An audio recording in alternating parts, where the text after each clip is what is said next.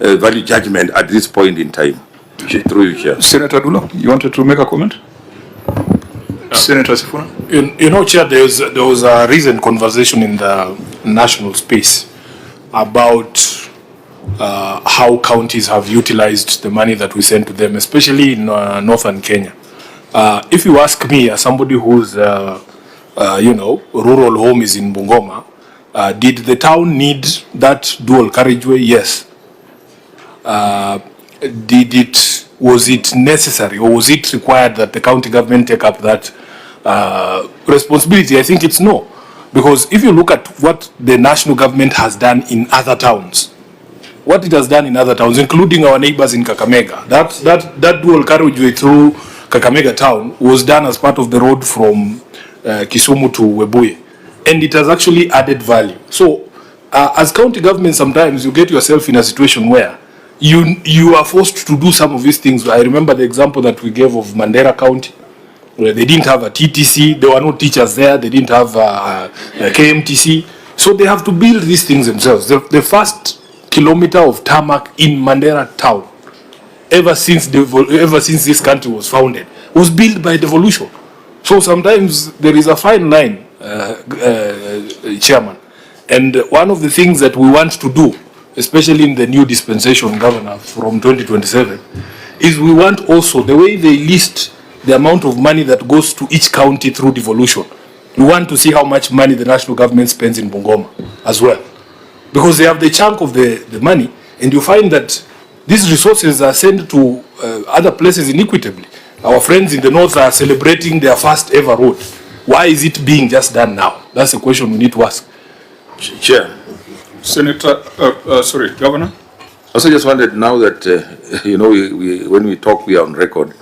You asked the auditor a question and he's responded by saying, so far there's no loss of money. My senator said there is loss of money. So what is the ruling? But I think, Chair, you know, there's a gap which you have not agreed on. Chair, the government is setting a trap for you. Your officer, You need to be careful. your officer says that there were evaluation committees constituted. The Auditor General says that they did not see that evidence. Yes. So until and unless we see that evidence, we cannot make a definite conclusion on the matter. But Chair, you asked a direct question to the auditor and he answered. That's what I was saying now, it throws us into confusion because my senator said a lot of money has been looted. Yes. And it's on record. The auditor who is qualified, the most qualified person to address matters of impropriety in any institution, says there's no money that was lost. So, Auditor, did you see the evaluation committee proceedings as you had requested for those variations? We did not, and in addition to that, Honorable Chair, we have listed so many defects in that project. Definitely, there is no value for money for that 1.3 million. Yeah, so Governor, it's. I don't think it's an issue of black or white in this, because there is some spectrum in between, which can only be dealt with if we get the documentation that the auditor is talking about. Senator, Would a ruling that the auditor just keep the matter in view, would that satisfy everyone? I don't know whether it will satisfy Senator Wakoli. The auditor said, which has been made worse by the fact that he has missed lunch. he has said there is no value for money. Yes. And number two, what my governor is saying, when you loot silently, using the rule of law, does not make you innocent. We have to catch up with you. That is why when we see the road drainage is bad, all the entry points of the roads to town, the water is digging and spoiling the same road. If the traffic lights are concrete posts with the cable of Kenya Power running, then it simply tells you with no pavement for pedestrians to walk on a dual carriage. We have planted palm trees on the sides of the dual carriage without proper drainage. What are we saying? There are standards. So where I sit, I have every right to represent the people of Bungoma and say, with the billions pumped there, we need a third eye. That's important. Chair. Senator Dulo? Chair, I would advise Senator Wakoli, if he can bring a statement on the floor of the House when we open, Then we summon actually the CS and also the technical people to give us evidence as far as documentation is concerned. And they can also send maybe inspectors to go and look at that particular road so that Bungoma people can be satisfied. Chair, I also want to agree. My Honorable Senator raised actually a statement on the floor of the House in transport, and we came and responded. The county came and responded to it that time. ESCC are also seized of the matter. So why don't we allow those institutions that are mandated to carry out investigations, to carry out the investigation and give us a proper report? Even me as a governor of Bungoma, I would not want to see money lost or a project that does not add value to the people of Bungoma and where money cannot be accounted for. Fine. So we'll have to tie our recommendations to the deliberations of the committee on roads, so that we are not. Yes, we never finished. We are not coming up with conflicting conclusions. Yes, we never finished the work because we changed the chairpersons.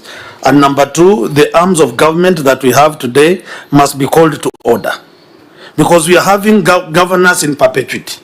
We can't have Mheshimiwa Ken Lusaka, first governor. When the second one comes, signs a funny deal like this, he goes scot-free. He's coming here, he's trying to account for what he never signed.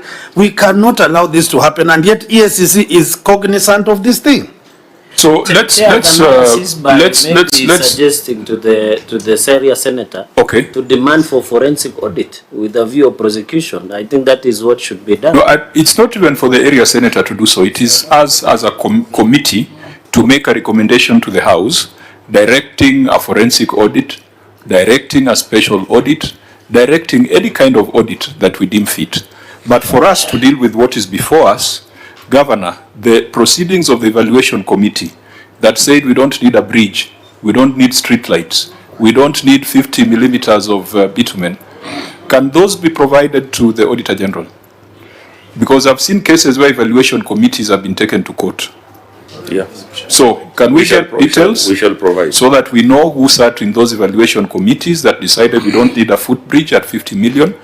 And so let's first look at the documentation, confirm that everything was done lawfully, and then go to the next level, whether everything was done effectively.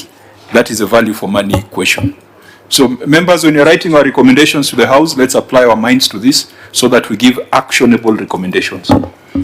Chair, I'm impressed by the spirit of Senator Wakoli, but there's something I said that must also, in the interest of fairness, and I said a good thing, that governors and county governments exist in perpetuity. That we don't have silos, we don't have silos.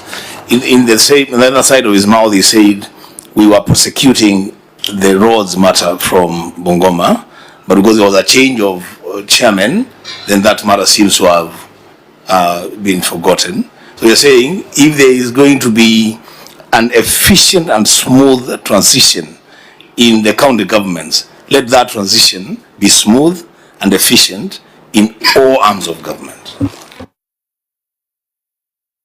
Okay, so can we leave the matter there? Rehabilitation of Sio Mayanja, Silila and Nandigwa rivers. We had looked at this earlier. We feel that this is a matter that you can allow the county assembly to look at, because you are saying you spend 5.9 million on trees,